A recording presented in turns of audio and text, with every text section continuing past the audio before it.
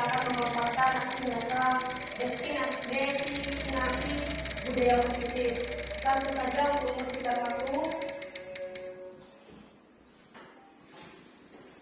Budaya positif mewujudkan dari nilai-nilai atau keyakinan universal yang diterapkan di sekolah. Artinya, budaya positif itu yang sudah ada di sekolah kita. Contohnya misalkan ya, kita membaca sebelum masuk dalam kelas, kita membaca Asmaul Husna, kemudian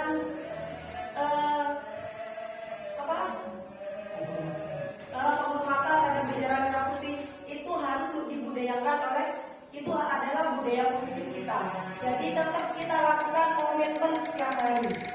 Kemudian selanjutnya pada konsep inti budaya positif itu ada 8. Yang pertama adalah perubahan paradigma, yang kedua disiplin positif, yang ketiga nilai-nilai kebajikan, yang keempat kebutuhan dasar manusia, yang kelima motivasi perilaku manusia, yang keenam posisi kontrol guru, yang ketujuh keyakinan kelas, 8 segitiga restitusi. Ini adalah konsep inti pada budaya positif. Kemudian yang pertama, saya akan juga menjelaskan tentang pembelajaran dengan paradigma baru. Menurut Stephen mengatakan bahwa kita ingin membuat kemajuan perlahan, sedikit-sedikit ubahlah sikap atau perilaku Anda. Namun bila kita ingin memperbaiki cara-cara utama kita, maka kita perlu mengubah cara keacuan kita. Ubahlah bagaimana Anda melihat dunia, bagaimana Anda berpikir tentang manusia. Ubahlah paradigma Anda, skema pemahaman dan penjelasan aspek-aspek tertentu tentang realitas. Artinya di sini kita sebagai pendidik atau guru, kita ada cerminan pada murid kita. Jadi kita harus mengubah diri kita dulu. Seperti itu. Selanjutnya, disiplin positif. Di mana disiplin positif ini merupakan salah satu cara penerapan disiplin yang bertujuan untuk menumbuhkan kesadaran serta memperdayakan peserta didik tanpa imbalan, penghargaan, ancaman atau hukuman. Sebagai pendidikan, tujuan kita adalah menciptakan peserta didik yang memiliki disiplin diri sehingga mereka berperilaku mengacu kepada nilai-nilai kebajikan universal dan memiliki motivasi intrinsik dalam perubahan perilaku ke arah yang lebih baik. Artinya, pada disiplin positif itu, peserta didik itu tidak takut pada hukuman. Jadi dia memiliki kesadaran diri. Saya salah, harus begini. Jadi memiliki kesadaran diri untuk memperbaiki perilaku yang kurang baik. Jadi seperti itu. Sehingga kita tidak perlu menghukum ketika peserta didik itu melanggar suatu aturan. Jadi seperti itu. Kemudian selanjutnya, nilai-nilai kebajikan. Nilai-nilai kebajikan adalah sifat-sifat positif manusia yang merupakan tujuan mulia yang ingin dicapai setiap individu. Di sini ada 3 karakter, yaitu profil pelajar Pancasila, beriman dan bertakwa kepada Tuhan Yang Maha Esa dan berakhlak mulia, berkebinekaan global, gotong royong, mandiri, kreatif dan bernalar kritis. Kemudian menurut PYP, toleransi, rasa hormat, integritas, mandiri, menghargai, antusias, empati, pengetahuan, kreativitas, kerjasama, percaya diri dan komitmen. Kemudian keterampilan hidup dapat dipercaya, lurus hati, pendengar yang aktif, tidak merendahkan orang lain dan memberikan yang terbaik dari diri. Mungkin keinginan kita itu sebagai pendidik peserta didik memiliki sifat-sifat yang sudah saya terangkan ketiga ini ya. Kemudian selanjutnya, di sini ada motivasi perilaku manusia, di mana motivasi perilaku manusia itu terdiri dari motivasi ekstrinsik dan intrinsik. X itu berarti dari luar, in itu berarti dari dalam. Antara motivasi ekstrinsik sama intrinsik itu bersiklus, jadi saling berinteraksi. Di mana untuk menghindari ketidaknyamanan, kemudian untuk mendapatkan imbalan atau penghargaan dari orang lain, kemudian untuk menjadi orang yang mereka inginkan dan menghargai diri sendiri dengan nilai-nilai yang mereka percaya. Selanjutnya,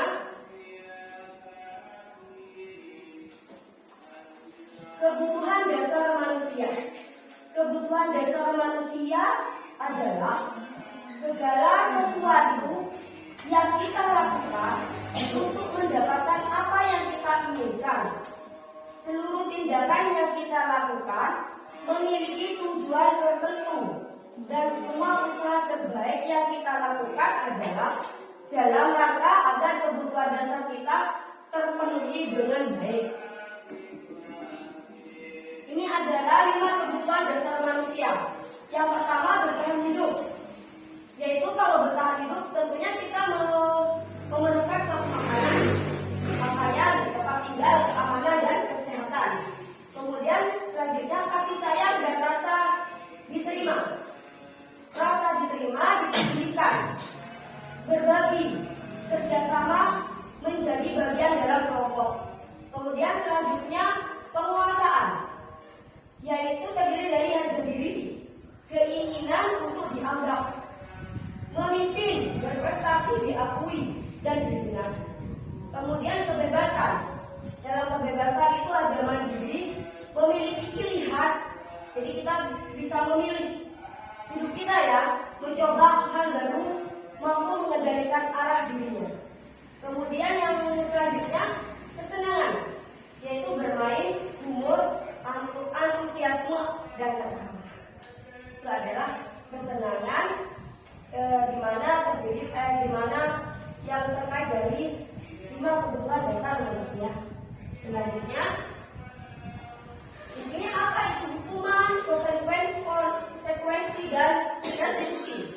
Jadi, kalau hukuman itu adalah tidak terencana atau tiba-tiba. Murid tidak tahu apa yang akan terjadi atau tidak dilibatkan. Kemudian bersifat satu arah berupa hukuman fisik atau psikis. Contohnya misalkan tidak mengerjakan tugas, kemudian dihukum disuruh keliling 5 kali di lapangan.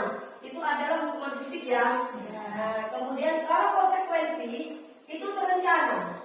Kemudian murid tetap dibuat tidak nyaman. Sikap guru selalu monitoring murid. Artinya konsekuensi itu contoh ketika kita membuat kesepakatan. Jadi kesepakatan itu tidak hanya satu arah pada guru.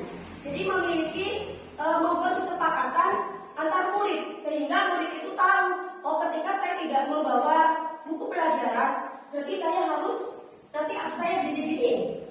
Jadi sudah memiliki konsekuensi, tidak searah.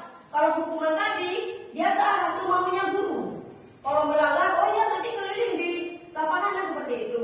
Jadi bedanya seperti itu.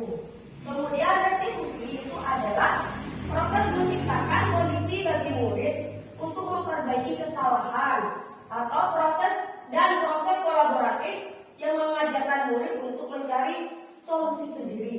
Artinya dalam restitusi ini itu proses menciptakan dan guru melakukan arahan. Bagaimana misalkan memiliki suatu peristiwa misalkan ya, peristiwa keterlambatan setiap hari setelah seminggu. Nanti jangan moro-moro dihukum. Itu kan hukuman, nanti searah. Kalau misalkan nanti kita panggil untuk suatu murid itu untuk menyelesaikan suatu solusi. Apakah ini benar sikapnya? Jadi kita kolaborasi dengan murid dengan langkah restitusi. Lanjut ya. Ini adalah 5 posisi kontrol restitusi, yaitu penghukum. Jadi guru itu bisa menjadi penghukum, kemudian membuat merasa bersalah, kemudian menjadi teman bagi peserta didik, pemantau, hanya memantau saja, nanti diberi solusi, kemudian manajer. Ini adalah 5 posisi kontrol restitusi.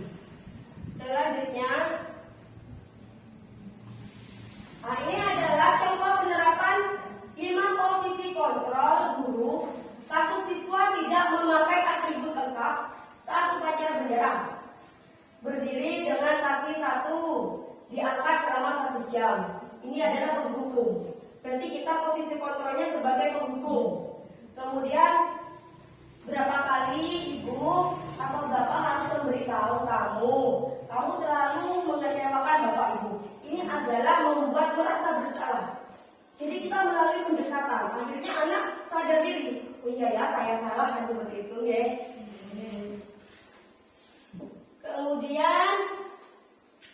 Kemudian kalau posisi kontrol kita sebagai teman, contohnya ayolah ikuti aturan sekolah. Tolong bantu bapak atau ibu sekali ini ya. Sudah tidak apa-apa, lain kali jangan sampai berbuat seperti ini lagi. Itu kita pendekatannya sebagai teman. Kemudian memantau.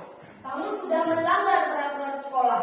Kamu tahu konsekuensinya. Setelah upacara kamu beri atributnya ke koperasi dan jangan diulangi lagi. Ini kita memantau. Ini adalah contoh penerapan 5 posisi kontrol guru. Kemudian, contoh penerapan 5 posisi kontrol kasus siswa tidak memakai atribut lengkap saat upacara yang manajer. Ini pada manajer, apakah kamu tahu kesalahanmu? Kira-kira bagaimana kamu memperbaiki kesalahanmu? Jadi bertanya dulu, mengklarifikasi dulu. Kadang kan kita sebagai guru, anak berbuat salah sudah emosi duluan, jadi langsung dikasih hukuman. Sebenarnya untuk yang kalau diterapkan dari restitusi, kita harus memiliki 5 kontrol tersebut. Jadi yang kalau seorang guru, kalau menurut saya itu lebih pada manajer aja. Karena apakah kamu tahu kesalahanmu? Kita mengklarifikasi dulu. Jadi seperti itu Bapak Ibu. Nah ini adalah pertanyaan pemantik. Ini hanya pertanyaan pemantik ya. Posisi kontrol apakah aku? Jadi kita introspeksi diri Bapak. Saya kecewa sekali dengan kamu. Ini adalah pertanyaan pemantiknya. Yang kedua, yang selanjutnya, kamu tidak benar melakukannya. Orang-orang langsung marah-marah seperti itu ya. Tadi dapat kali ini. Coba kita introspeksi dulu Bapak Ibu. Kita sama-sama sebagai pendidik ya di sini. Mungkin ada masalah di rumah. Ya, dan setiap hari interaksi dengan murid-murid kita yang dimana murid kita itu ingin dimengerti gitu ya. Kemudian apa rencanamu untuk menyelesaikan masalah ini? Nah, mungkin ini masih agak mengklarifikasi ya. Kemudian selanjutnya, ayolah lakukan demi Bapak Ibu. Mungkin ini lebih berteman ya.